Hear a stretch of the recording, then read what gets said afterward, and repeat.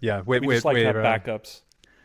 We love Netflix quality productions. Okay, well, in which case, let's kick off. So we've had a couple of technical problems with the stream, so now we're going to go pre-recorded instead, which is absolutely fine. So we're going to talk about quite a few things today.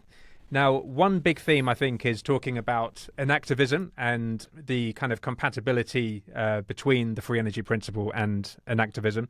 We're going to talk about now we have to be very careful how we pronounce this word. It's autopoietic. Is that right, Maxwell? That's right, yes. Amazing. So we're going to talk about... Forgive me when I get it wrong. I'm going to get it wrong. I'm sorry. So we're talking about autopoietic enactivism, which of course was the brainchild of Varela. And there's an interesting paper that came out, which was actually quite critical of FEP, but we're going to talk about some of the points in that paper, and that was called Laying Down a Forking Path, Tensions Between Enaction and the Free Energy Principle. And in that paper, there were a few areas. So there was the definition of autopoiesis, historicity. So we'll talk about temporal sequence invariance and non-steady state equilibria and what it means to be ergodic. There's this critique about the non-stationarity of distributions, and also a really interesting discussion about internalism versus externalism, because of course the enactive view is a form of externalized cognition, which is this very interesting view that you have cognicizing elements outside of the mind in the environment around you. So we'll talk about that as well. We'll touch on goal directedness and also structure learning, which is a really, really exciting thing in any Bayesian cognitive framework. Now, on the call today, we have, obviously, first of all, Professor Karl Friston, the inventor of the free energy principle and active inference, a man who requires no introduction whatsoever. Professor Friston, welcome to the show. Great to be back. Fabulous. We also have Dr. Maxwell Ramstead, one of the top scholars in the free energy principle and the active inference literature. Of course, we've had Maxwell on very recently, but welcome back, Maxwell. Always a pleasure, gentlemen. Amazing. And we also have a new face. Professor Buckley, would you like to introduce yourself? Yeah. So, I'm a faculty member at the University of Sussex, but I also work with Versus, with Maxwell and Karl. So I have a background originally in physics, a postgraduate in physics, and then moved into cognitive robotics. I was kind of working in behavior-based robotics and enactivism somewhat early on my PhD. Moved into kind of theoretical neuroscience and kind of really got interested in the free energy principle about 9 or so years ago, and wrote a review on it. Originally, wanted to challenge it, and then eventually fell in love with it, and now think it's the right way to go for it for what we want to do. So I came as a skeptic, and then have been bashed into place. I do think now this is the correct way to think about things. Amazing. Well, let's let the bashing commence. Well, we'll move straight on the subject of enactivism. So there was this paper, Laying Down a Forking Path, Tensions Between Enaction and the Free Energy Principle. And the name's very hard to pronounce. It was Ezequiel Di Paolola. Ezequiel Di Paolo, yeah. Okay, thank you so much for that. Now, just to be fair to them, because Maxwell, you did actually couch FEP as enactivism 2.0, despite the enactivists' rejection of information methods. And maybe we should start by defining enactivism, and also there's some similarities with this other idea called ecological psychology. So why don't we just start by framing some of these ideas up? That sounds good. Yeah, I think that's a great idea. Do you have a pre-prepared definition you wanted to share, or do you want us to riff on this? Well, why don't we start with Varela's enactivism? So there are some. So it's in terms of philosophy, there are hints of existentialism and phenomenology and Eastern influences and focus on lived experience and stuff like that. One of the core things is that they reject information processing and computationalism.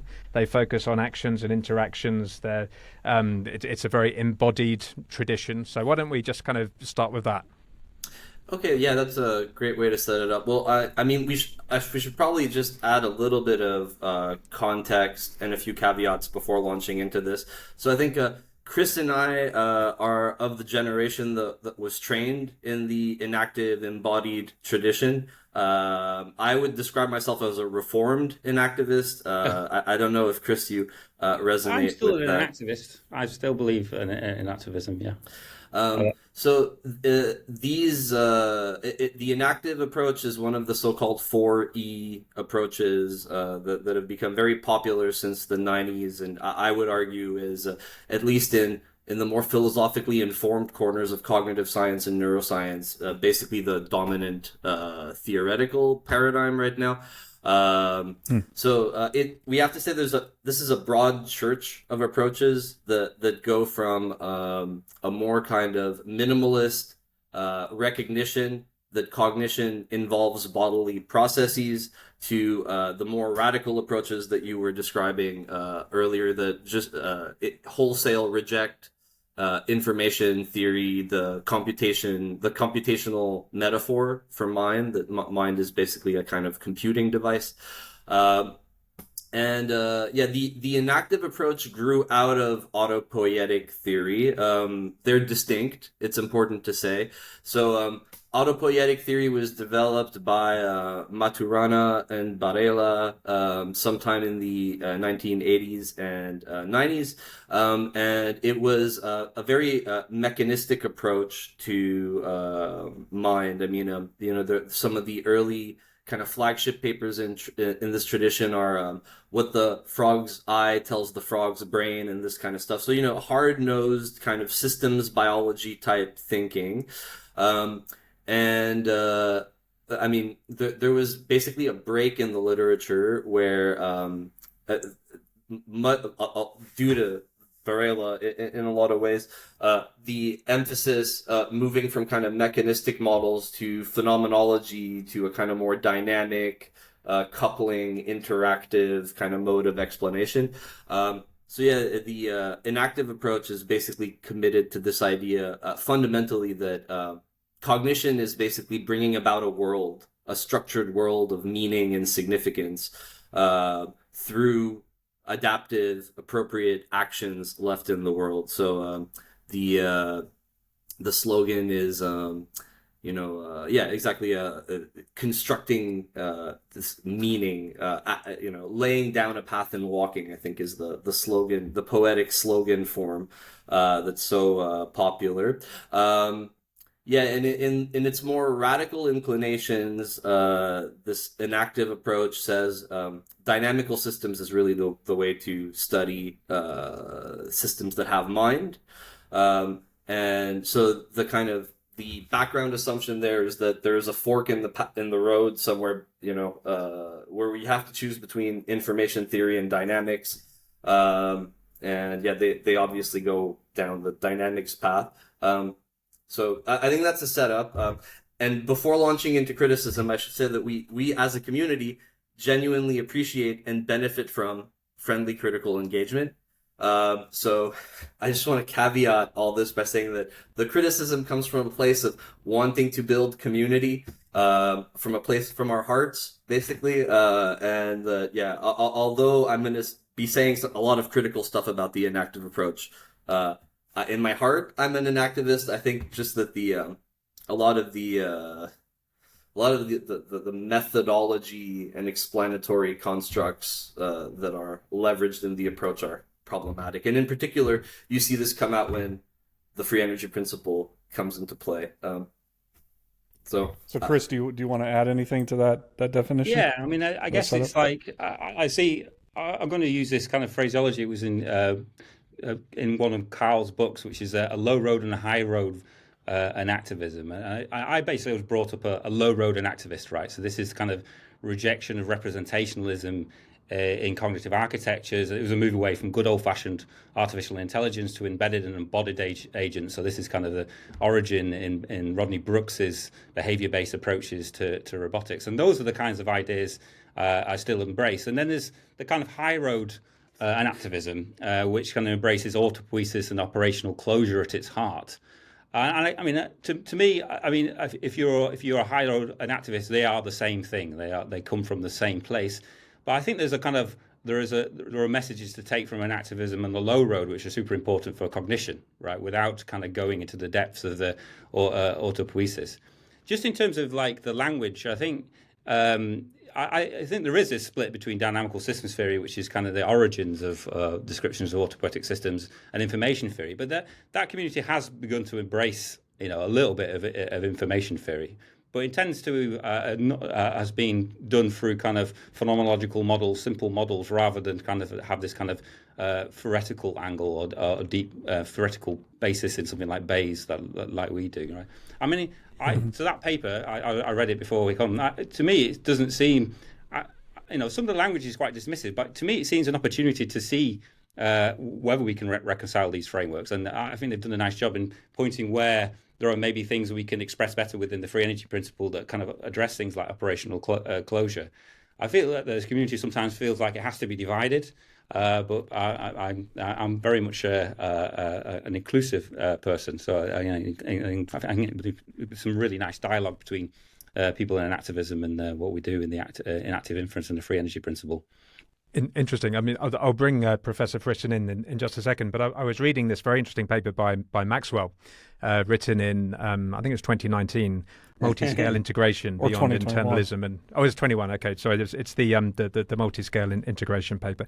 And of course, this enactive philosophy is all about externalism. So you actually have these cognizing elements outside of where the brain is, and in a way, it's there's this Helmholtzian sharp separation between the organism and the environment, which is perhaps embraced by neuroscientists. But the interesting thing about the free energy principle is I think it maintains some vagueness about this notion of whether it's an internalist system where you have strong representations and predictive power about what's going on in the world around you, versus being this kind of dynamical externalist enactive type system. And in that paper, Maxwell, you were saying that, well, actually, we can integrate the two views because you can have these nested boundaries. And as Professor Friston has said, human minds, the reason we have this temporal depth of planning and sophistication and representation building and so on is because we're at the top of the stack. But there's many, many layers below us where perhaps it is more of an active, externalized form of cognition. So we can kind of speak to both worlds. But Professor Friston, perhaps you could come in on that. Yeah. I was frightened you were going to ask me, if I had anything to add about enactivism, because I haven't. I'm here to find out whether I'm an enactivist or not. So at the end, if somebody can tell me whether I'm an enactivist, I'd be very grateful. There's probably some nuanced version of it, like a moderate epistemological enactivist, which so I think.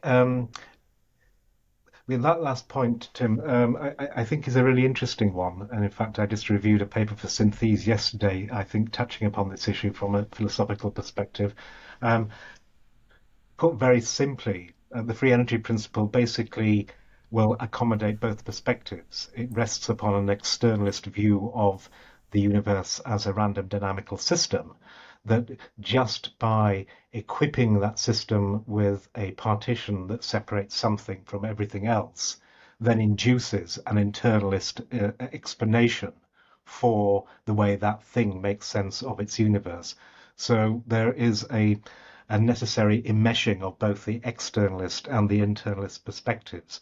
Put it another way, the internalist perspective is entirely licensed in terms of the interpretation of self-organization as a process of inference, and with that an explicit commitment to a certain kind of representationalism, but that only inherits from the where you start from, which is an externalist view of the thing in an external world with a particular metaphysics here described in terms of random dynamical systems.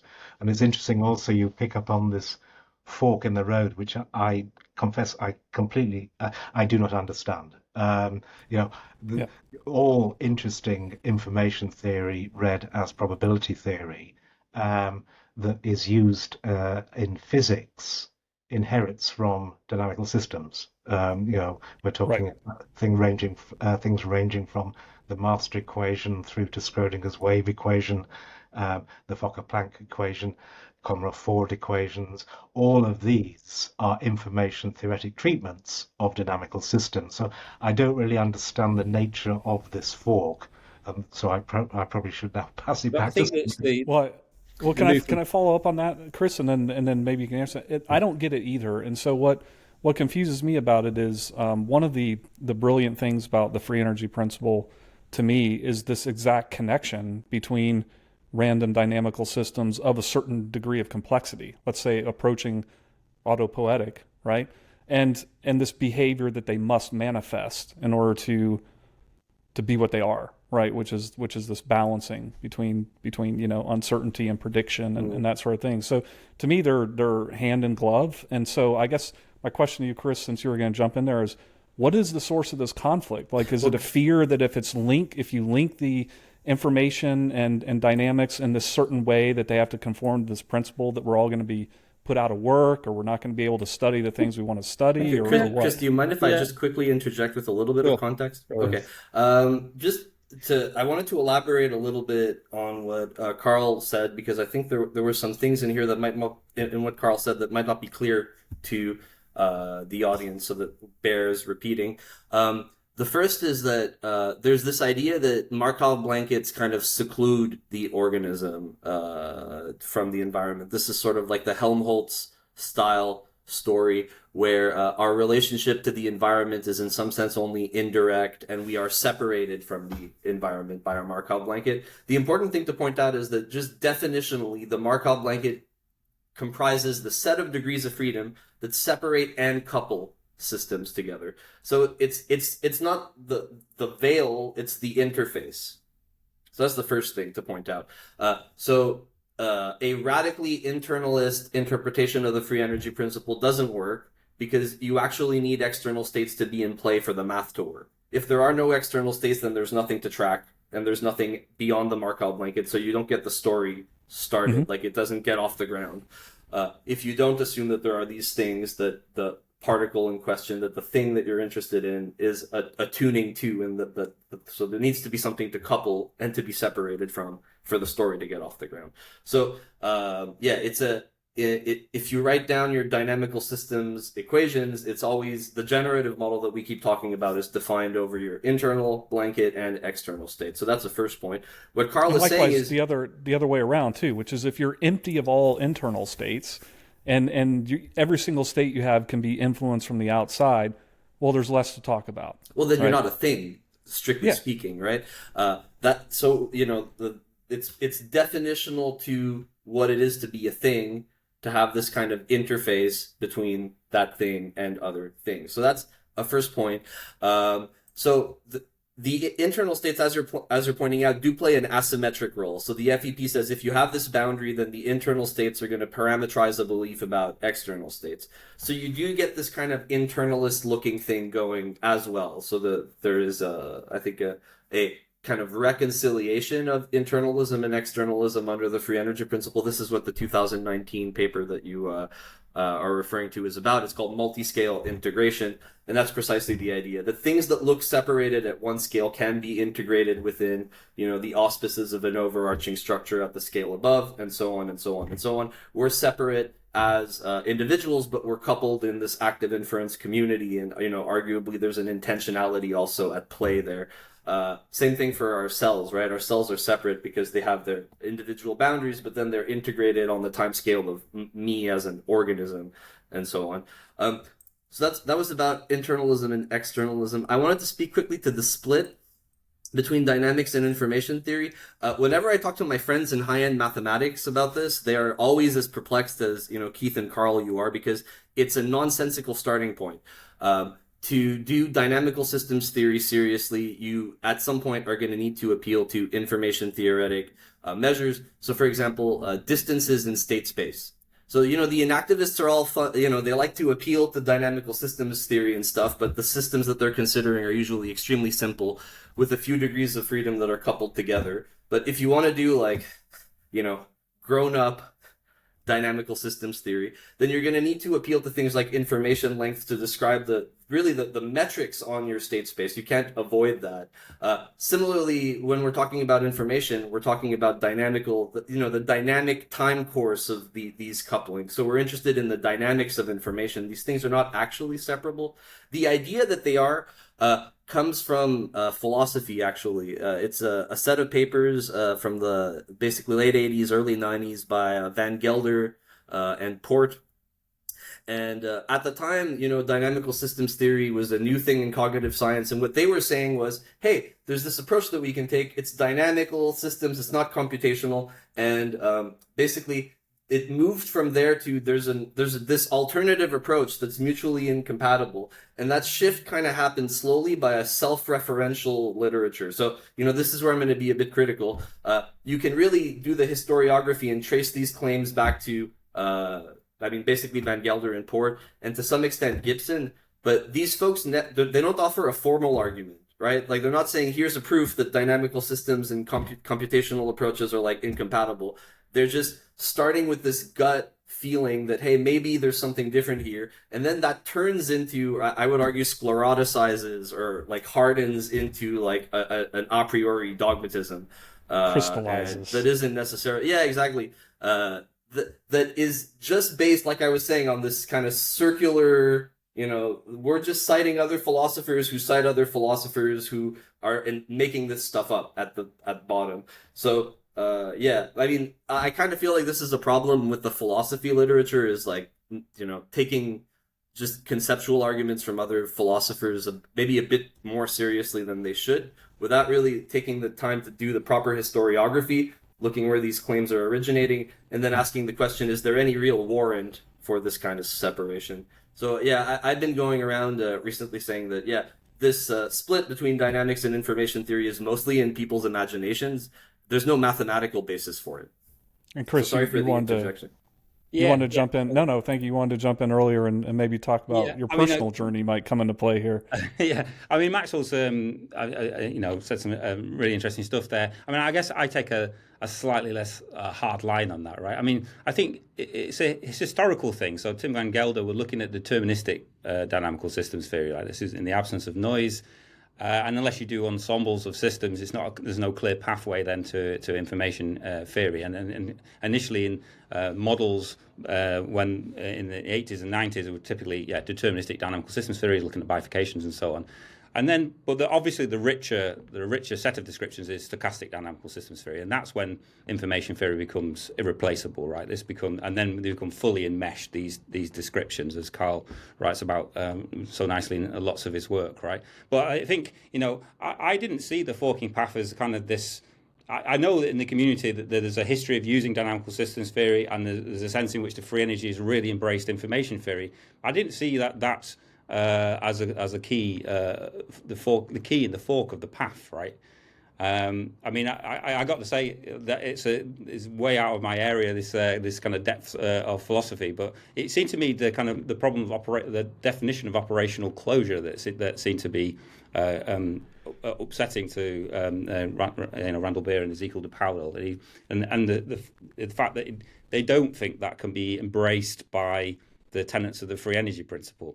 I think they made a nice case. I don't think a priori that's the case. I can't see there was a hands down argument that there is this forking path. I still think it's an interesting angle to take. To think deeply about operational closure within the free energy principle is, Maxwell has, and he's going to tell you the answers to this, but so I'm just aware of the trickiness in defining operational closure that's happened in the literature in the last 20 years, and really in an inability to kind of really get a concrete quantitative description of what we mean by operational closure.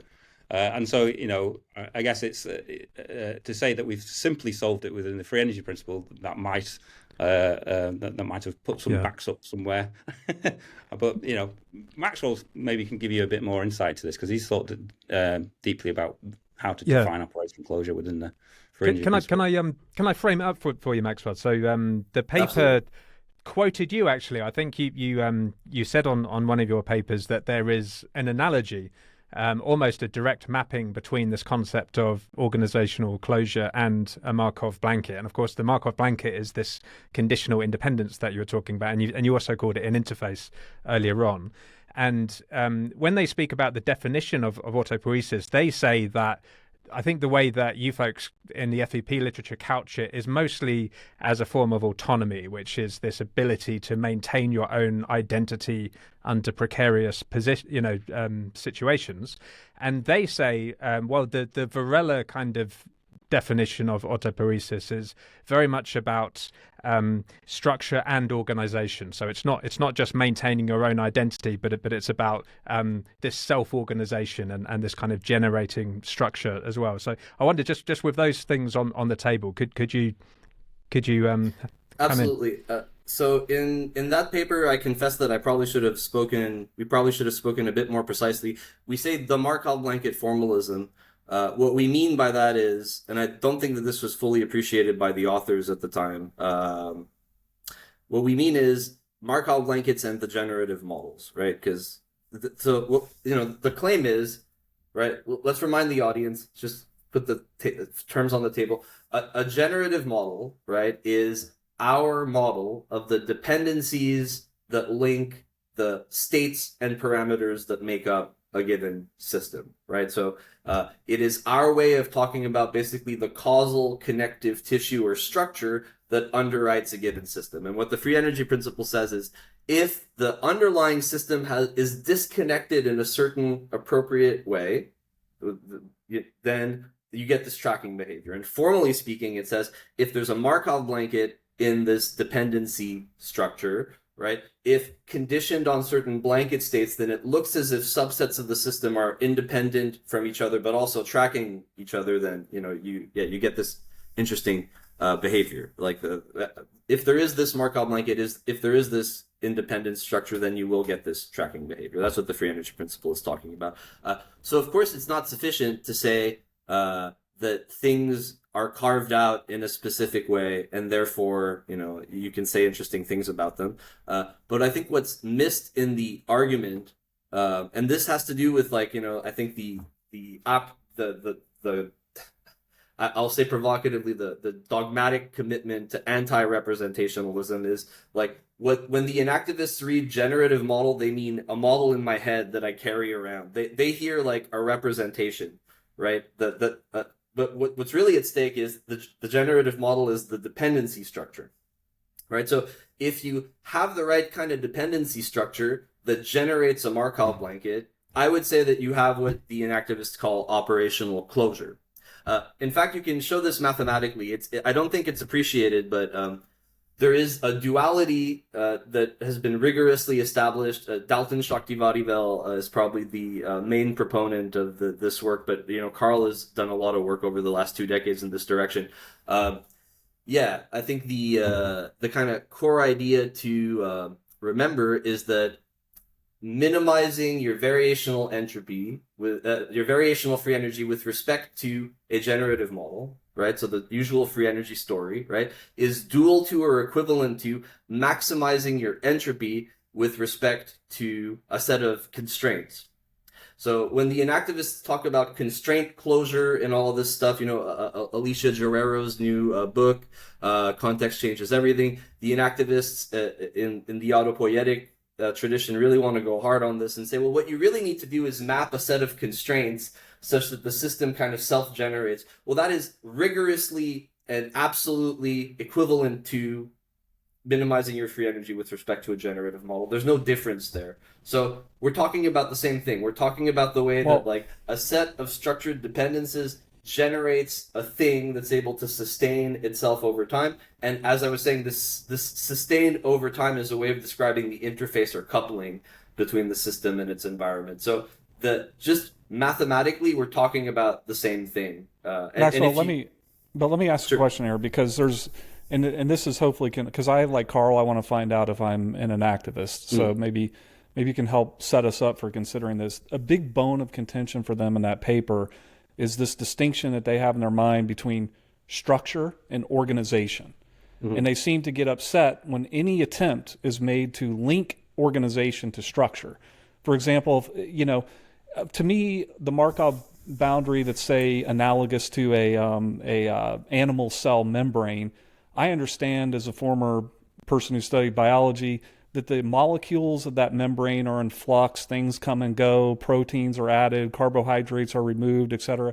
I don't have in my mind a set of molecules that's like there forever in some type of like, stationary structure. Like it's a very dynamic kind of system. But they seem to say, oh no, if you equate, a Markov boundary to an organizational structure, then you're making this, fallacy of kind where you're associating like an organization with like the substrate that, manifests that in reality. Like, can you explain to me like what they were actually up in arms about with this organization versus structure? And maybe Karl, if you could comment on it when Maxwell tells us, so we can figure out if we're an activist. So I'll just let me bracket the stuff about stationarity and historicity for 1 second, because I have some stuff to say about that. But so it comes We'll come back to that. We'll come back to that because I have a question about that. It comes back to what I was saying about, it's not just about Markov blankets, it's about generative models. If you don't appreciate the distinction, and what you think we're saying is Markov blankets tell the whole story, then obviously you're going to, think that we're conflating structure and organization. When you realize that what we're talking about is, a Markov blanket within this dependency structure, right? Then I think you move to something else. I would say like what the enactivists call structure corresponds to these Markov blankets that we're drawing, and the organization we talk about and we harness in the generative model, right? Remember, the generative model is not my internal representation in my head. It's the overall dependency structure of the system. It's what they would call the organization of the system. So, I mean, I would agree that we shouldn't conflate them, and I would, add that we don't. There are distinct constructs that map onto these things. And, I would also point out that Markov blankets are flexible. We will be putting out work over the next few months on wandering Markov blankets. Like we've got that figured out algorithmically now. We can draw a blanket around a flame and stuff like that now. So we've got all of that working, and it's not. I've been looking forward to that since Karl mentioned it in the first interview with him. We'll set an anchor to come back to that, because that's very interesting actually. And actually, one comment you made in your multi-scale paper was that these are ontological boundaries, by which I think you are implying that they are not a lens, they are fixed to some extent. But I want to just stick on this organization point for a second though. So in the paper they said that essentially the way the FEP couches this is as a form of homeostasis, which is just about, maintaining structural properties. And when they spoke about organization, they said the conservation of organization is what's spoken about in the classic autopoietic literature. And I think you were just making the argument, Maxwell, that generative model is in some sense the conservation of organization. So is that the missing link? I mean, maybe Professor Friston, you can come in. Yeah, do you want to take that, Karl? I mean, I think that's right, but Karl will probably comment more eloquently than I on that. I don't think so. I think you're being very eloquent. Thank you. Do your worst, and then I'll chip in if necessary. Yeah, I mean, I think that's exactly right. Like the Markov blankets don't have to be permanent. They can be shifting, and basically minimizing your free energy with respect to some generative model corresponds to keeping some structure in play. Actually, this segues nicely into the stuff about stationarity and historicity. I think this is the biggest problem in their paper. They claim that the free energy principle can't account for historicity in the sense that it can't account for path dependency. Right. So for our audience, path dependency is this idea that it's not just your position in state space that matters. It's also your velocity, roughly speaking. Right. That like the kind of direction that you're going in, where you came from is just as important to where you're going as where you are currently. And they claim that, the free energy. So they make a bunch of false claims about the free energy principle, which leads them astray. So, for example, they claim that the free energy principle assumes stationarity. It doesn't.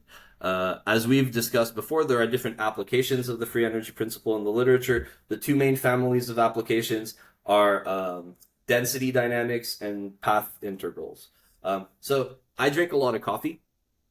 And if you were to sample me at random during the day, I would say there's a 1 in 25 chance. Yeah, exactly. I would say there's a 1 in 25 chance that I'm drinking coffee if you just sample me randomly during the day. If you were to sample me over a week once per day, there's a 100% chance that I would drink coffee per day, right? So there's a difference between looking at the probability of states of me, Maxwell is drinking coffee, and the probabilities of paths of me or entire trajectories of me. And that is a really critical distinction. The free energy principle started off as a path-based formulation, and I think this is absolutely underappreciated in the literature. If you look back at Karl's early papers, including the ones that everyone has read, right? The 2010 Unified Brain Theory paper in Nature. These are all written in terms of paths. Karl is taking like a sensory path and then writing down, blanket paths and internal paths, and it's all about the way the trajectories of the system are maintained. So this is a cool idea that was there before and that we're doubling back down on now, which is that it's about blanket paths that make internal paths independent of external paths. So there's a sense in which it's always been about counterfactual futures. It's difficult to argue that you don't account for historicity when literally the core construct that you're deploying is probabilities of different histories, counterfactual futures. But that entire argument about historicity makes no sense formally. It's just again, we appreciate the critical engagement. This isn't to bash anyone specifically, but this is a complete non-starter mathematically. Also, when you're doing density dynamics, right? When you're not considering probability densities over paths, but rather you're considering probabilities of states, and you're doing this non-equilibrium steady state stuff. So when you are assuming stationarity, you're saying there are these kind of regular cyclical behaviors that I want to model. Even in that context, the free energy principle can handle path dependence. Literally, I think on page 12 of Karl's monograph from 2019 on the density dynamics formulations, there are already terms that contain expressions that are able to handle path dependency, that are basically dependent on changes in surprise in your system. So before we move too far, maybe Chris, you might be able to steel man what the paper was trying to say there, or am I not being generous enough? I'm trying to understand. I'm trying to decide if I'm an enactivist because Tim's a big fan, so I want to give it fair judgment. Does anybody want to steel man where the paper might have been coming from in terms of this argument against historicity? I can strawman it if you want. No, I'm looking for a steel man. I'm happy to have a go with that. But I mean, we're a very broad church within this community, and we debate within ourselves about the true origins and how we get these things out. So I actually was worried about this historicity thing. In an earlier version we did we published in Physics Life Reviews with a student, a very talented student of mine, and we found real problems with it when we were in a state-based formulation of the system. And I know Maxwell feels that even in the state-based description of probability densities that we can recover historicity. I guess we're still not complete agreement on that. But what's majorly happened in the free energy is this movement to paths, and I agree with Maxwell. If you go back into Karl's original work, talking like Karl is he's not here, but if you go back to Karl's original work, he was framing it in terms of paths. But the presentations in the monograph were to do with states, and when we worked through that, we found that the historicity was hard to get back into these systems. But the path formalization then makes it clear how historicity, because it's built into the system, because you're preserving sets of paths. You go to homeostasis rather than homeostasis in the descriptions of these systems, and then there's this kind of nice, elegant way to deal with historicity, and I think. So I don't think that's a real issue with the free energy principle. So, but I can imagine, I don't know what technical literature they've read, but perhaps if they've read the state-based formulation, they had the same worries about us about historicity. And if they read these new path-based stuff that Maxwell and Dalton are developing, I think those kind of dissolve. I think that it's a much richer framework now. So maybe, Karl, what were you thinking back then when you did it as paths? Maybe just give us some thought behind your intuition for why you originally formulated it as, path integrals for path systems, and what your perspective is on what we've been discussing so far? Right. I can't really remember, but I suppose the obvious answer is much of this inherits from Richard Feynman's work on the path integral formulation. Indeed, the variational free energy can be traced right back to, I think, probably his PhD thesis. I haven't actually read the PhD thesis, but I've been told all the maths you need is there. So it would be difficult for me to conceive of a calculus that wasn't framed in terms of paths, until you start to try and draw graphics and explain to people who are not familiar with the notion of, with the path integral formulation and its equivalence with density dynamics as articulated, say, with the Fokker-Planck equation, or I repeat, sort of Kolmogorov forward and backward equations. So I think that is that's one really important aspect of historicity, and becomes, I think, even more prescient when you think about deploying a path integral formulation of self-organization in the context of 21st century physics, because what we're talking about now is a move away from 20th century equilibrium physics with point attractors to open systems that are far from equilibrium. So mathematically, or one mathematical bright line between the physics of equilibria and the physics of non-equilibria, which is what the free energy principle is about, or specifically when non-equilibrium steady-state solutions admit a Markov blanket. But returning to the sort of what is definitive of non-equilibria, it is effectively the not the historicity, but the itinerancy you get from solenoidal dynamics, sort of conservative dynamics, that now supplement the dissipative flows that characterize completely classical physics and equilibria steady states.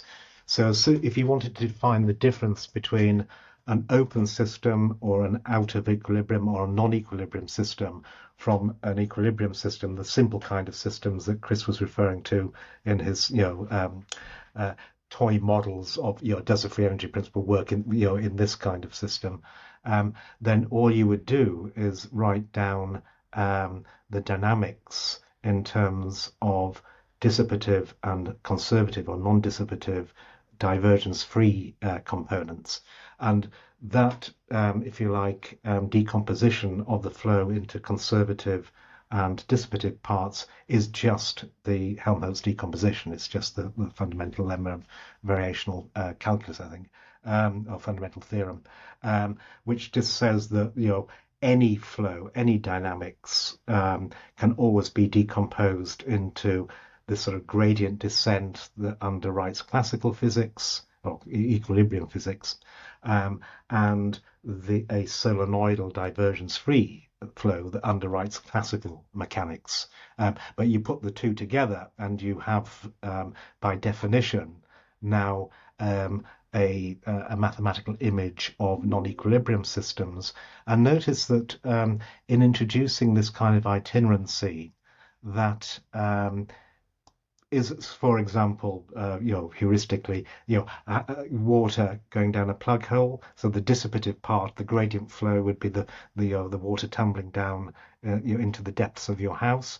But as it circulates around, technically in terms of the information theory around on isocontours, the probability distribution, but you can just visualize the water circulating. That's the solenoidal part.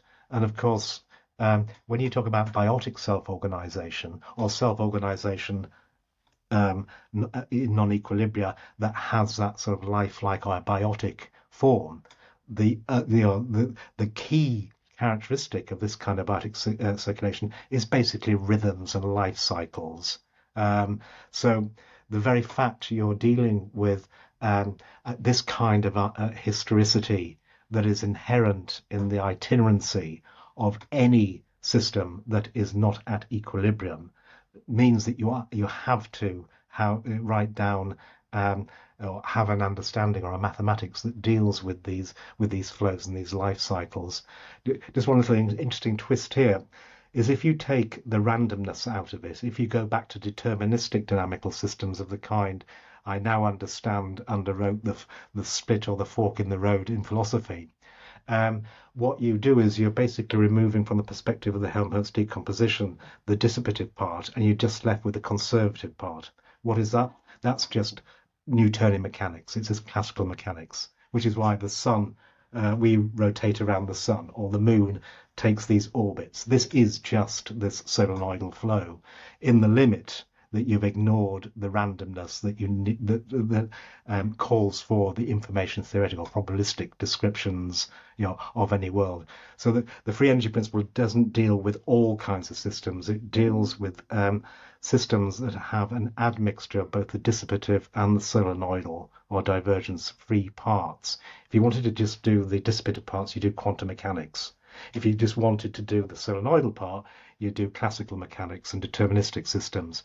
But in the middle, you're in the Goldilocks regime in which you and I operate. We're talking about stochastic chaos, basically, another description of this itinerancy.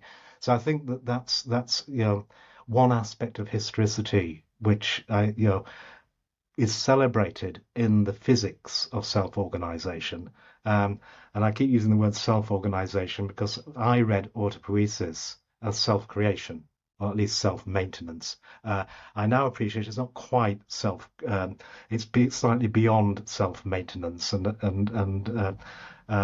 in the sense that to create implies something slightly greater, and that may be. And I'm going to have to ask Chris.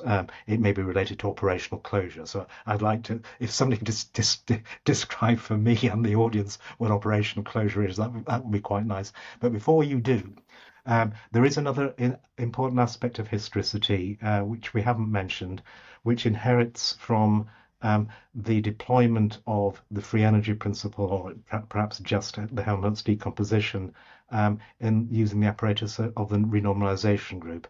And what that brings to the table is a separation of temporal scales. And as soon as you have that in play, there's a different kind of historicity which you have to accommodate in any given calculus, certainly for open systems, which means that the kind of steady state solutions that are non-equilibrium steady state solutions we are talking about in the context, say, of the pathological formulation, only exist over a certain time scale. There's always a time scale above that contextualizes it, and there's always a time scale below that is much, much faster, where things live for very, very short periods of time. And I think that's another important aspect of historicity, that we're not talking about a unique or privileged time scale here. So when people talk about stationarity or ergodicity or steady states, one cannot say that this is the configuration of a system at t equals infinity, because you have to acknowledge that there is no privileged time scale. So at this time scale, we will assume there is a steady state solution, but we have to be very explicit. It's at this time scale, and this does not apply at the time scale above or the time scale below. And interestingly, just mathematically, perhaps a naive mathematical, or certainly a physicist's mathematical perspective, the very fact you have this separation of time scale basically means that there's fast stuff, or fast dynamics, and slow dynamics. And at the end of the day, if you now consider what is the difference between the flow of states that you would find in a deterministic dynamical system and the random fluctuations that convert it into a random dynamical system, the only difference between these things is whether they're fast or slow. So you can treat the random fluctuations, the noise that induces a probabilistic description and all the information theoretic treatments, as simply the fast things, and everything else is the slow stuff. So again, speaking to, if you like, an almost necessary connection between any dynamical systems formulation that is sufficiently liberal to include fast and slow stuff, and probabilistic treatments of that, of the kind that Richard Feynman pursued in terms of trying to work out the probability of the path of the small particle or electron for his PhD thesis. Anyway, what is operational closure? I should just go up a definition from Varela if you want me to read it out. Can I just frame you up there, Chris? Because in that forking paper, there was I actually thought it was a little bit hand wavy.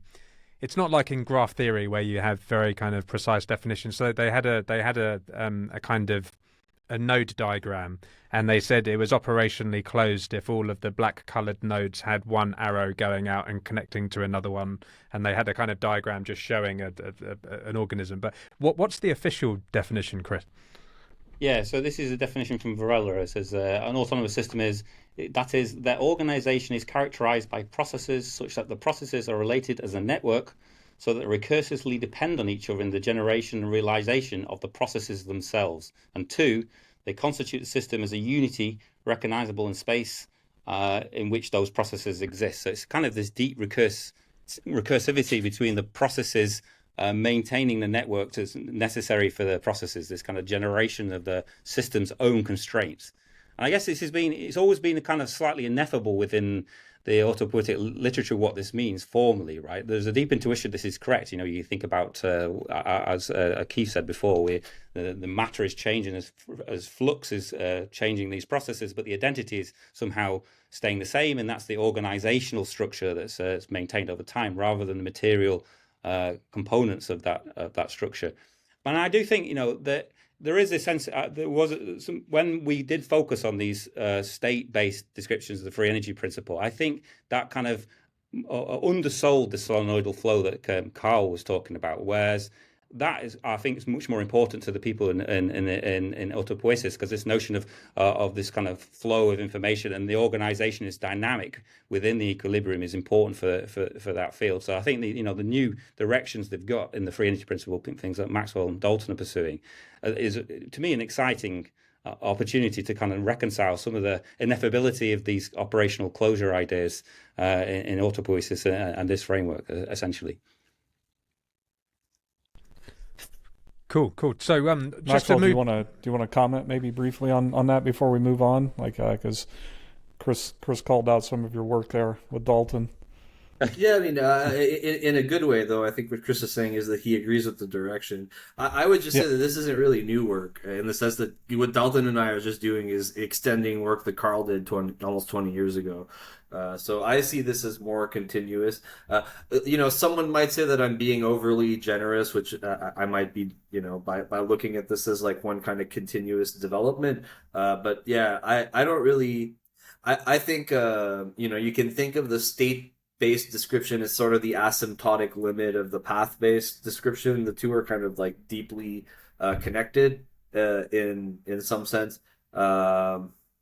So no, I mean, I think this is the direction that we want to go. There's still some interesting stuff that you can say using the density dynamics formulation. We just have to be, it's like we were discussing, Keith, during our MLST interview last time. This is mind physics, right? So, a hallmark of physics is idealization. And so, necessarily some of these constructs are going to be, the map has to be simpler than the territory. It's like we were saying, right? Otherwise you wind up in a Borges novel with like, a map the size of Los Angeles that you can't use. For certain kinds of oscillatory, cyclical biobehaviors, the non-equilibrium steady state is a perfectly fine, model of it. I drink coffee so regularly that it might as well be like, deterministic. Sure. And orbiting the sun kind of thing.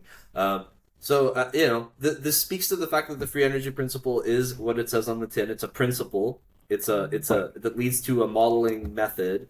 We make some assumptions, and we're able to say some things, but the principle itself doesn't rest on any of these assumptions.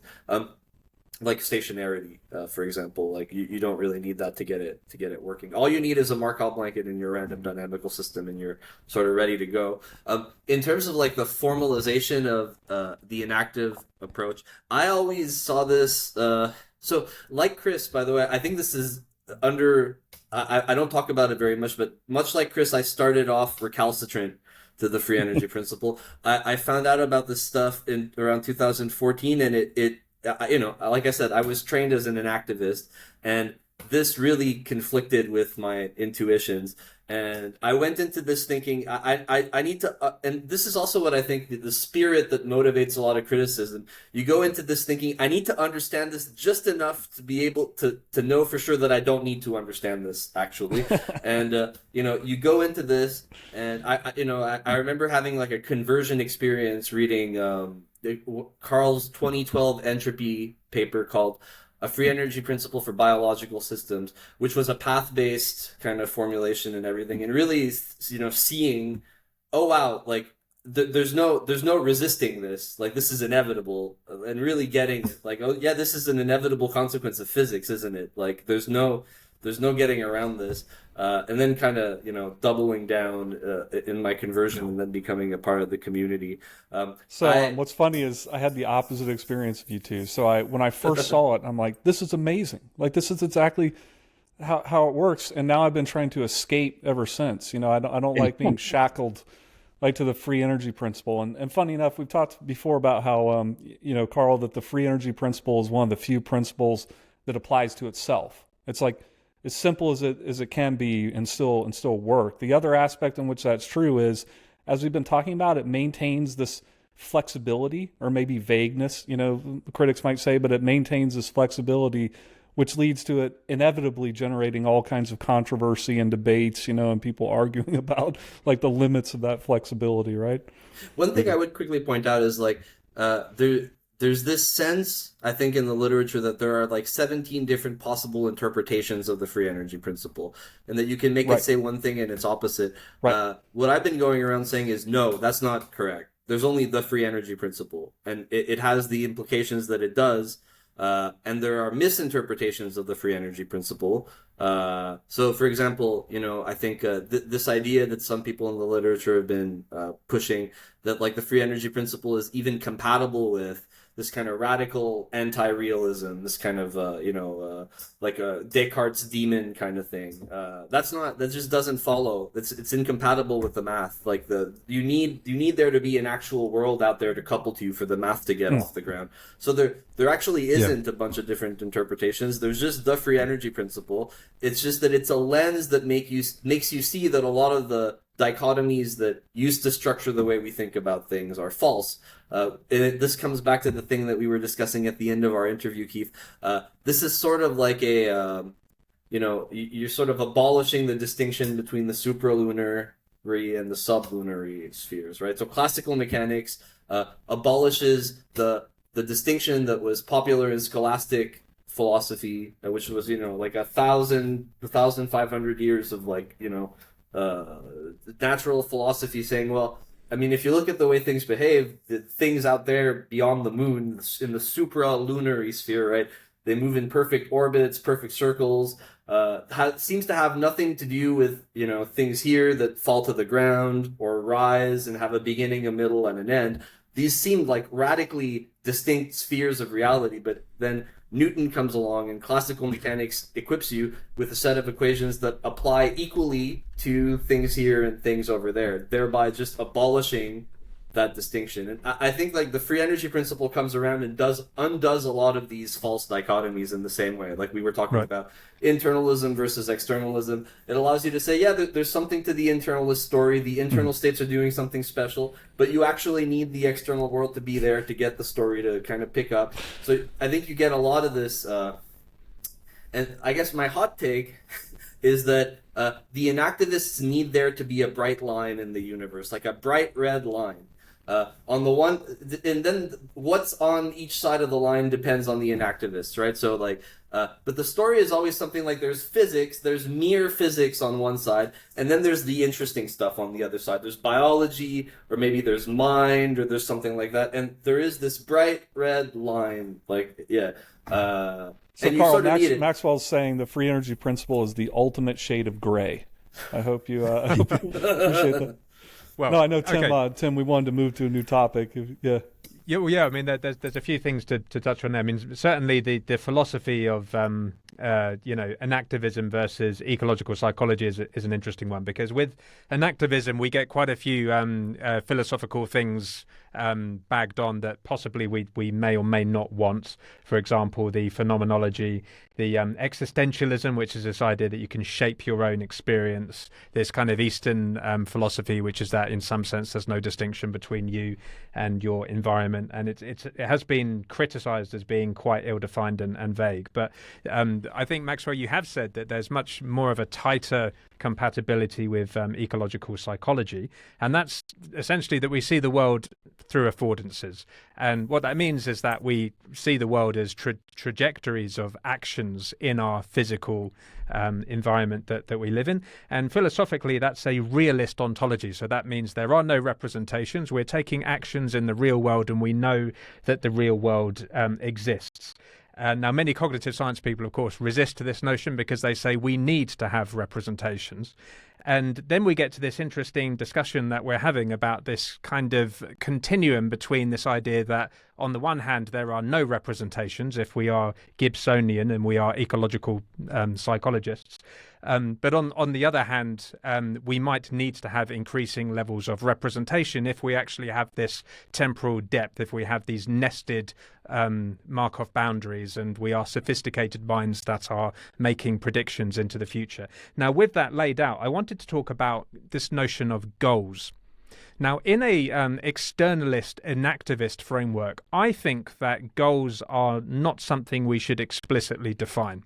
Now, when you speak with GoFi people and they talk about building cognitive architectures, they say that goals should be explicitly crafted into the architecture. At least that's what they would have said 20 years ago. Now they're slightly more refined, and they say, well, we should have a goal module in the architecture, but the goals should be acquired empirically, and there should be sub-goals and so on. Now, if I understand correctly, we were just talking about the free energy principle. It has this notion of paths, and we have beliefs over trajectories of actions into the future. And to what extent is a belief a goal? Because if you have an almost infinite number of beliefs, so there's a trajectory to this future state where I'm rich, but there's also an infinitude of other potential trajectories, and they are, of course, constrained by the physical affordances and trajectories that I can take in my physical environment. That seems different to having an intention of wanting to be rich or wanting to play tennis, because I'm constrained in all of these different ways. So, yeah, why don't we just talk about the dichotomy between beliefs and goals? I think Karl or Chris would be better equipped to answer the latter question. Karl in particular has been thinking about intentional behavior quite deeply recently. I did want to quickly comment upon ecological psychology. I have been saying to the ecopsych community that Bayesian mechanics and ecopsych are the same discipline. It's the same thing. Vicente Raja is one of the cooler, more technically proficient people in the ecopsych community. And after, a few years of back and forth, we've realized that, we're using exactly the same set of mathematical tools. The only the only difference is a philosophical framing is, are you an indirectist or a directist, right? So, and I happen to think that these are just kind of semantic quibbles. If you look at the more contemporary ecopsych literature, so the ecopsych people tend to be much more sophisticated technically than the inactive people. And one thing that they have in common is that they don't reject information theory out of hand. They want a richer notion of information, like ecological information or semantic information, some kind of information that has some relevance to the environment, the organisms like milieu, its Umwelt, its world of life, but they're not rejecting information theory. In fact, Gibson's original ambition was to apply physics to the study of perception, just straight up. So it's all about energy, the energy on the perceptual arrays and all of this stuff. It's essentially, I think, the same project from a methodological and mathematical perspective. The main difference is just an ecological psychologist, would say that we perceive things directly. But then they appeal to these notions of like resonance and whatever, which to us is just a synonym for inference. I guess it's like the difference rests in like, are you centering on the internal perspective of an organism, or are you looking at things as a multi-scale stack with the organism kind of carving out one level? So we had a great session actually with Michael Anderson's Emerge Lab group based out of Ontario, and my gut tells me that there will be a kind of strategic alliance and maybe even just a merging of these two fields moving forward. Yeah, and for the more cynical part of me thinks that the merger of free energy principle and ecopsych gives you everything that you might want out of enactivism, but without any of the heavy kind of metaphysical or philosophical baggage that seems to be hindering progress in that field. So that's my thing about ecopsych. Okay, maybe we can bring you, Chris, in on the goals thing. So is a goal an end state? Is it a trajectory? Is it a bearing? And does it exist explicitly in the externalist view of cognition? Well, so I'm a kind of more of a practical computational person, so I'll leave the philosophy to Maxwell. But I mean, I tend to take the intentional stance on systems, where if it makes sense for us to describe a system as goal directed, then we should do so. And if that helps engineers to build those systems, then they should do so, right? But there's a nice kind of parallel between those kind of ideas and the original work in cybernetics. So there's the good regulator theorem, which this kind of early work by Conant and Ashby suggests that any control system of a given environment is a good model of the environment that it controls just by necessity from first principles, right? Which to me, we suggest that we should, in principle, be able to describe an intentional structure in terms of the kind of generative model within a system. We should be able to find it if it is a good control system, and it should exist.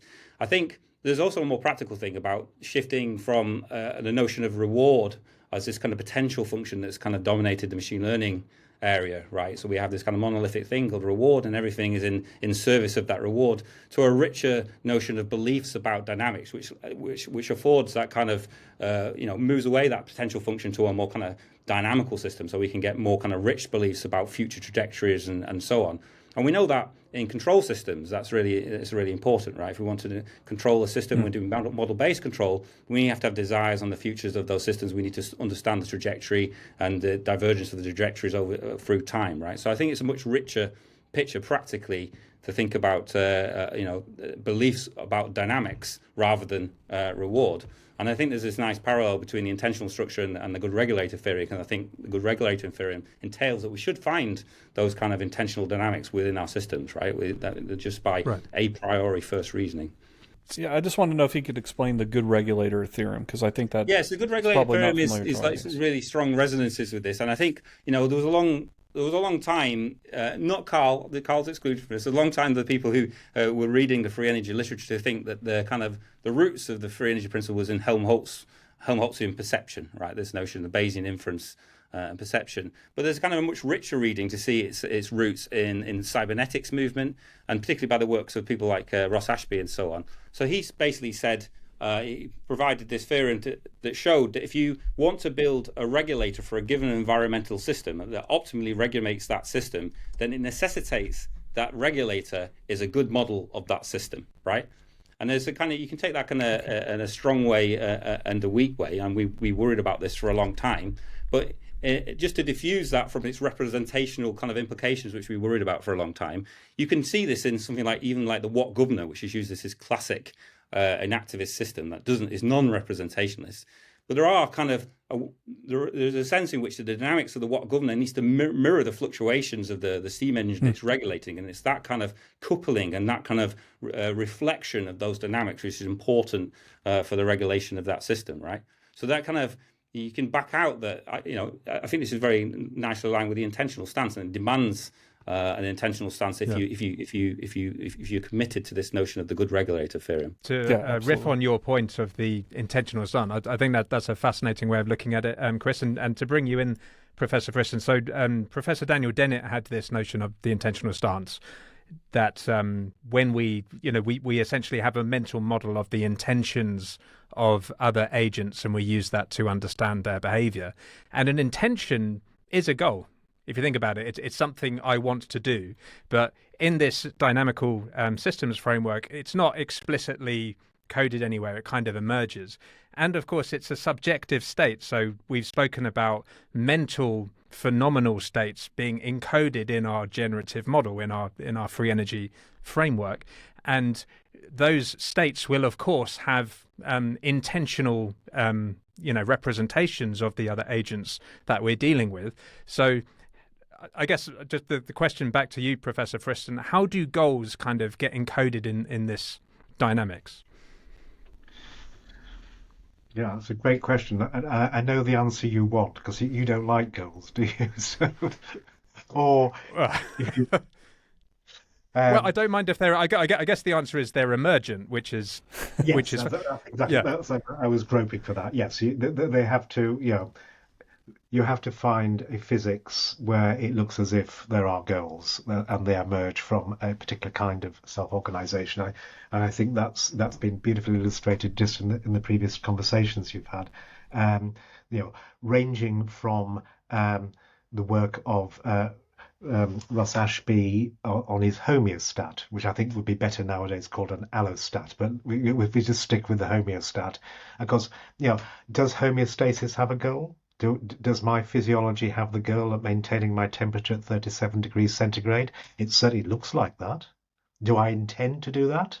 Well, I think on one reading of intention, yes. And certainly on an allostatic reading of behaviors that have this temporal depth and are the consequence of plans into the future, turning on the thermostat or putting on clothes, I think then you're getting much closer to this sort of more anthropomorphic notion of intentionality, where I think there are goals, there are endpoints. So I guess that the question then is, at what point would these different kinds of intentionality or goal-directed behavior emerge from self-organization? And in what particular kinds of systems would you expect to see these behaviors? I think there's some fairly straightforward answers from the point of view of the physicist, not the philosopher. So if you just look at the different kinds of systems that you could apply the free energy principle to, we've talked about one of them right at the beginning when considering Markov blankets that did not have any internal states, for example, a stone. So every state of this thing is just a Markov blanket, and it is in reciprocal exchange with the external states. So that would be when the internal states are empty. Well, are there other kinds of systems that you could have? Well, you could imagine systems that didn't have any active states. But most interesting systems do have active states, and then you ask about the relative contribution of these random fluctuations to the dynamics, of the self-organization.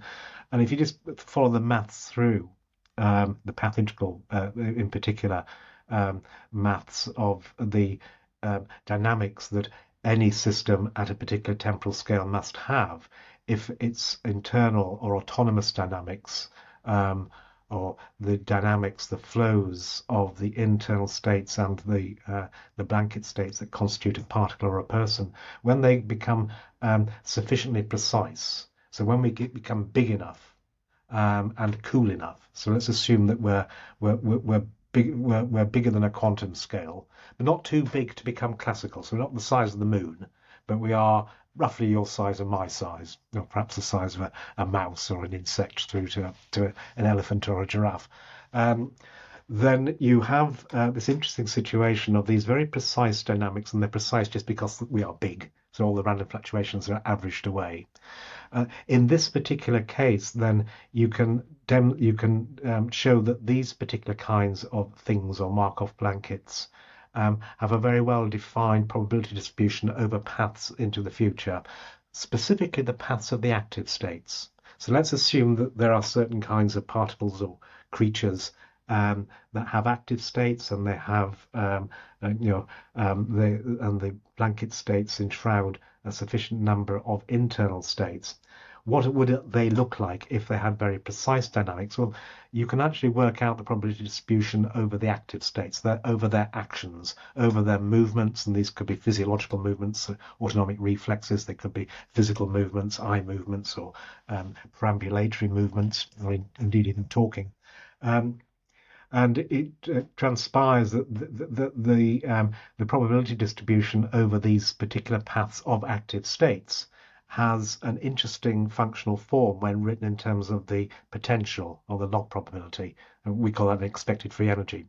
And that expected free energy, when you just write it down, passes into or can be decomposed into things that people have been dealing with for centuries, specifically the expected information gain and the expected reward or utility, where reward or utility is scored by the log probability of occupying an attractive state or rewarding state. And I use the word attractive state deliberately because it is just part of the pullback attractor that affords the application of the Pathington formulation. It's just the characteristic states this kind of thing occupies. So the goalness, if you like, is inherent in the characteristics of the particle or person that you're trying to describe. So for certain kinds of particles or persons, then it will certainly look as if they are acting with long-term vision, namely planning, in a way to return themselves to their attracting set, which you could now regard as a goal or a rewarded, or at least an attracting outcome or state of being. So I think that kind of particle starts to now show the deep intention. It looks as if they are doing this because they intend some outcome. I think the next step, though, which is the one that you were speaking to, possibly Dan Dennett was implying, is another, I think, step, which is, but does the internal state know that? Am I aware that I am planning? And of course, that calls upon very, very sophisticated, so if they exist, internal or generative models that entail a model of me and the hypothesis that all of these sensations and all the consequences of my actions, which I am not aware of, I cannot feel all the all the neuronal impulses that cause my muscles to contract. All I can register is the consequences of that through my muscle, my stretch receptors, my proprioceptive receptors, or if it's in my gut, all my autonomic interoceptive receptors. So I don't know what I do have no access to my actual action, but I can see the consequences of it, and it looks as if I'm planning. So I now have a hypothesis, a model, a fantasy that I am a thing, and I seem to have goals. And if I can learn the kinds of goals that I have, then I can now start to mentalize and have notions in my generative model about my goals. And then I can notice, oh, you have goals. Or perhaps it's the other way around. Perhaps, first of all, it looks as if the explanation for this random dynamical system over here called Mom is actually, but she looks as if she plans. It looks as if she has goals. And then a few years later, if I develop a sense of self, well, perhaps I'm a thing like Mum, and that perhaps I have goals. So I think that you're from the point of view of Dan Dennett's intentional stance, I think we're talking about a very, very particular kind of system that actually has this capacity to recognize, first of all, intentional-like behaviors, long-term planning dynamics in other conspecifics or things like itself, and then actually transcribe that and test the hypothesis. Well, perhaps I'm a thing like that as well. Perhaps I'm me. Perhaps I have selfhood. And what's beautiful about what you just said there, and all three of you have said this in different ways, so I want to dwell on this just a bit because I think it's a source of the misunderstanding and or controversy about the free energy principle. So earlier, Maxwell, you had said, it's really a model about the couplings and the isolations together, the couplings and the decouplings and the dynamics between them.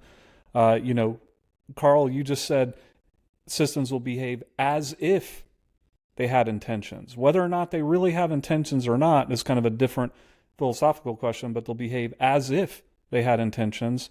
And Chris, you brought up, the Watt governor, which is, it's obviously a very simple dynamic system, a spinning centrifuge, some, arm bar, like whatever else. And yet it's not as though it's a literal model in the sense that I'm going to have a mathematical model for what the steam engine is doing, but it's behaving as if it were an effective model of the steam engine because, hey, when it's slightly out of sync, the arm flexes a little bit, it readjusts, the spin changes slightly, things continue to work. Because if it didn't have the dynamics that were as if it had a model, the thing wouldn't function. It would just fall apart. So I guess what's all being said here is that systems at different scales will behave as if they had a model, even if they don't necessarily have a model in the sense of a person, like a person might have a conscious model from which they develop a plan or whatnot. But all these systems of varying scales and complexities still behave as if they had a model. They act to minimize the free energy as a consequence of, being random dynamical systems that are self-maintaining. Yeah, I think that's a really elegantly put. And actually, this kind of underwrites some of the worries we had about the principle when we first started working on it, as kind of coming from an activist or a low road enactivist. This notion of kind of an explicit representationalism that you can get in these models, where the model is homomorphic with the environment, right? And that doesn't it rankles people who've come from behavior-based robotics and stuff like this. But then to kind of realize that it's a richer relationship between the internal and the external that's being mirrored, right? It doesn't have to be this homomorphic mapping, and also the actions are deeply involved in carving out the world that you represent. You live in your Umwelt. You're a model of your Umwelt. You're a model of regulating your Umwelt, which is not is not just this static separation of the agent from its environment. There's this deep coupling which these kind of mirrorings emerge from. But yeah, I think you articulated it really well there. Can we just Maxwell, Karl, any comments? Yeah. No, I think you did a great job. I agree with Chris. Like that, yeah. So I think we've got about 15 minutes left. So we'll do two more topics. We'll end on structural learning and the practical implementations of the free energy principle. But I just wanted to touch on what you were talking about earlier, Maxwell, which is this notion of the boundaries being potentially vague or maybe even observer relative. Now, in your multi-scale paper, you did use the word ontological boundaries, I think. And I also wanted to talk about meaning. So there's the boundaries of cognition in the physical world. So we have this dynamical system and it kind of converges, and we've got these nested kind of hierarchy of boundaries. But then in a kind of Dennett sense, meaning emerges gradually, and the meaning kind of depends on your perspective. And the intentional stance also depends on your perspective. So different agents could look at different phenomena going on in their physical environment, and they could ascribe different meaning in their generative models. So we seem to have this kind of weird two-tier system where no longer are we even saying that the boundaries, the Markov boundaries, are fixed. They are potentially variable. And then the way that the agents construct meaning is also observer dependent. And all of this is kind of touching on what I was saying before with goals, which is that the reason they emerge is because they are unintelligible. They're extremely complex. Do you see what I mean? So it feels like the reason why we need to have this high-resolution generative model is because, in principle, it would be impossible for us to explicitly program it.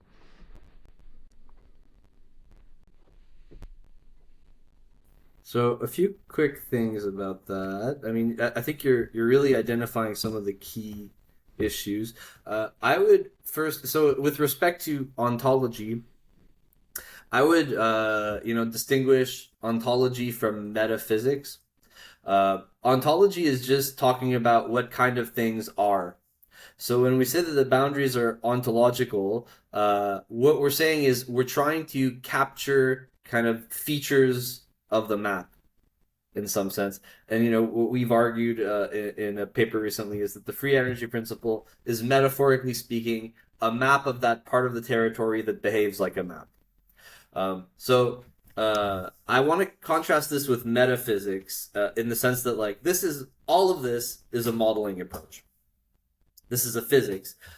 This isn't saying like once and for all these boundaries are here and crystallized and just are there independently of the way that we are experiencing or sampling or interacting with the world. Like that kind of metaphysical stuff is not what's at stake. Yeah. So in the paper you're referring to, we describe these Markov blankets as existential boundaries, in the sense that they're both epistemological and ontological. They're ontological in the sense that they are definitional of what a thing is in this kind of physics-based approach. If you can pick out a thing as a physical thing, then it has to have this blanket structure, and it's epistemological in the sense that it's this interface, right? Like the thing itself can only know the world, and indeed we can only know the world, the thing, through this boundary. Okay. So like this isn't meant to be a priori. It's sort of weird. It's in some sense it's sort of like an a posteriori. It's like an empirically driven way to carve up the world. That's fine. I mean, on that, I think that answers my question, because there's always this confusion about whether we're talking about the map or the territory. And just to be clear, we are always talking about the map when we talk about these boundaries. Yeah, the free energy principle is a map of the boundaries you can think of, and a map of what happens when things have boundaries. That is important to keep in mind. Like, we don't want to engage in map territory fallacies. The free energy principle is a model. It's a scientific model, and it's a map, and it turns out to be the canonical way of modeling systems that are engaged in modeling. So if maximum entropy is the canonical way of modeling physical systems in physics, it's the way of arriving at the most parsimonious model that generates some data set, right? Well, the free energy principle is equally a canonical way of modeling systems that also in turn seem to be engaged in this kind of modeling behavior. But yeah, it's a model, it's a map. This probably is not the final word, and we're uncovering some mathematical structure underneath the free energy principle and the principle of unitarity and maximum caliber and all of this stuff that we're tentatively calling G theory for now, in homage to M theory from string theory physics. As most scientific models, like the progress of science means that things will probably change. Like, again, this isn't a metaphysics. This is just a cohesive modeling approach that inherits from the physics of information and self-organization. I would quickly just point out that these things seem intrinsically related to observer dependence because they are in some deep sense. Karl's 2019 monograph, a free energy principle for a particular physics, ends on this idea that the free energy principle at core is a metrological statement, where metrological means measure theoretic or relating to measurement. And it basically says, well, things that exist look as if they're constantly measuring themselves and keeping themselves within certain bounds. So this is even clearer from the quantum information theoretic formulation, where literally what we're saying is that the free energy principle is a theory of observerness. The sort of the it from bit, right? It's thingness, but from another perspective, it's observerness, which are kind of the same thing. I'm sure Karl could say that again more eloquently than I. But at a high level, that's how I would respond to your point.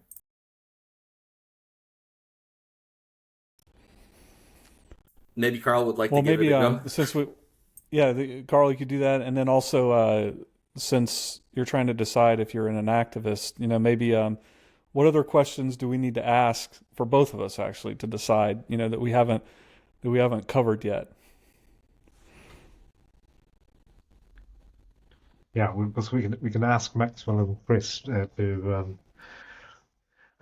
So just to pick up on that last exchange and come back to the free energy principle as being gloriously grey, I think I like that because the validity of that principle as a method. So, as a physicist, you'd read any principle as a method, something that you apply to something. I think is underwritten not by its explanatory scope, but by its internal consistency with other principles that people do apply. And Maxwell just mentioned one. I think one important example of that, beyond the principles of least action or variational principles that underwrite sort of, say, Richard Feynman's work. I'm thinking of James's maximum entropy principle. So Maxwell alluded to that in terms of maximum caliber. So maximum entropy of distributions over states just now becomes transformed into distributions over paths when you move to the maximum caliber principle. So the maximum caliber principle is just a Jamesian max entropy principle for a pathological formulation. And I think that's important to realize. The free energy principle just is that. It is just a constrained maximum caliber principle or maximum entropy principle. And you may ask, well, where did the constraints come from? That's just the generative model. It's just the description of the characteristic states of pullback attractor that constitutes the goals we were just talking about. So, if you remember, free energy is just the expected energy, the constraint part, plus the entropy. And therefore, when you're now drilling down on the constraint part, where does that come from? It's just a description of the pullback attractor of the characteristic states of the system that you're trying to understand. So I don't really look at the free energy principle as something terribly new. It's been implicit there all the time. It's just people using slightly different words for different concepts. So I think that's, I can't remember why I'm saying this, but it seemed important to say. And Maxwell, what were you just talking about? Because there was a link in terms of... were you maybe leading into the metrological aspects, the self-measurement? Absolutely. I thought that was really important. Yes, that's right. So just looking backwards, what is the sibling of the the sibling of the free energy principle in the past century, in the past, say, a few decades? I think that would be the maximum entropy principle, constrained maximum entropy principle. Looking forwards, what would be the bedfellows of the free energy principle? And I think that that metrological or relational thing is vitally important. I love the work of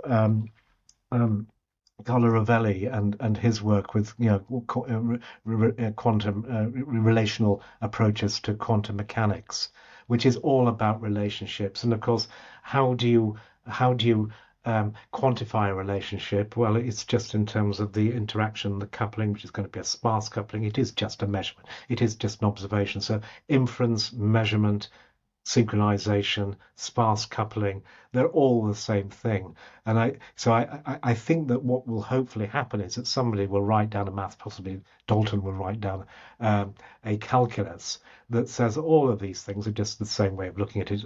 And I read yesterday, because I was reviewing this paper for Synthese, about ontic structural realism.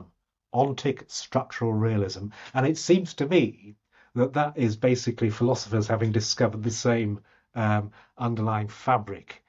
The reality is in the measurement, but it's the measurement of how we relate to each other via that measurement of each other, or things measuring other things, purely in terms of their relationships.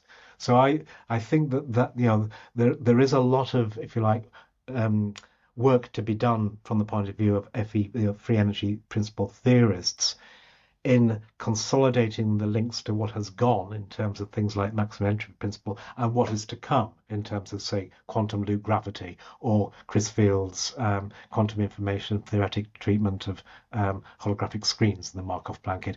And at each point, the FEP will become grayer, because it will be less easy to discriminate it from everything else that stood the test of time.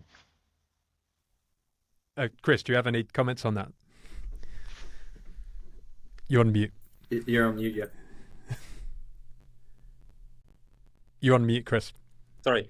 So yeah, I think I'll leave it there. It's a bit too deep into the philosophy for me, and we've got two experts here, so I'll pass.